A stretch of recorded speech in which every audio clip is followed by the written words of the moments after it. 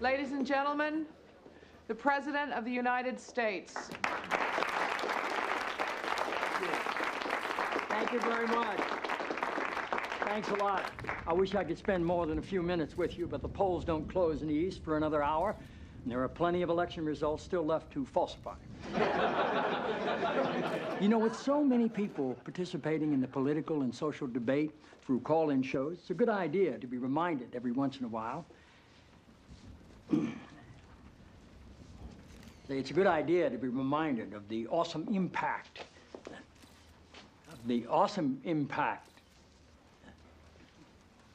I'm sorry.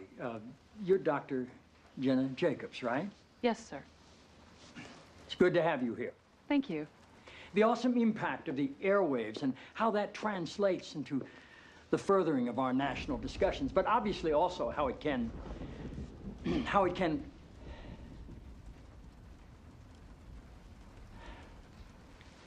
Forgive me, Dr. Jacobs.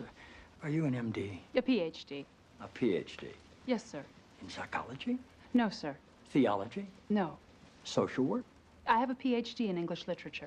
I'm asking because on your show, people call in for advice, and you go by the name Dr. Jacobs on your show, and I didn't know if maybe your listeners were confused by that and assumed you had advanced training in psychology, theology, or healthcare. I don't believe they are confused, no, sir. Good.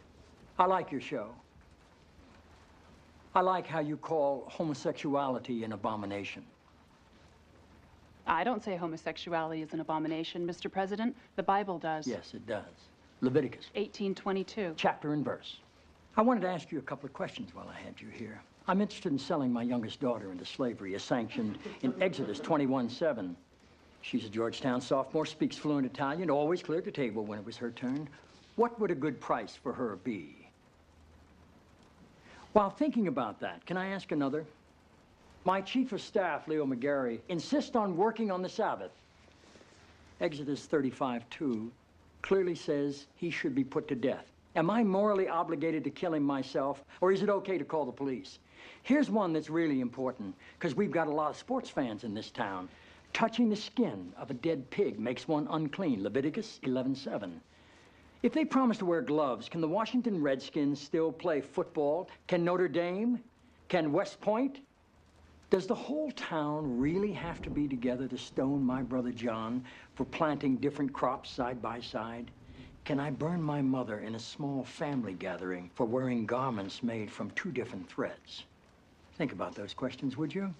One last thing. While you may be mistaking this for your monthly meeting of the ignorant tight-ass club, in this building, when the president stands, nobody sits.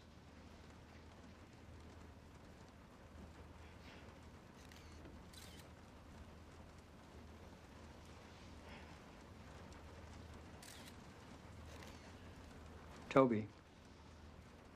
Yes, Mr. President. That's how I beat him.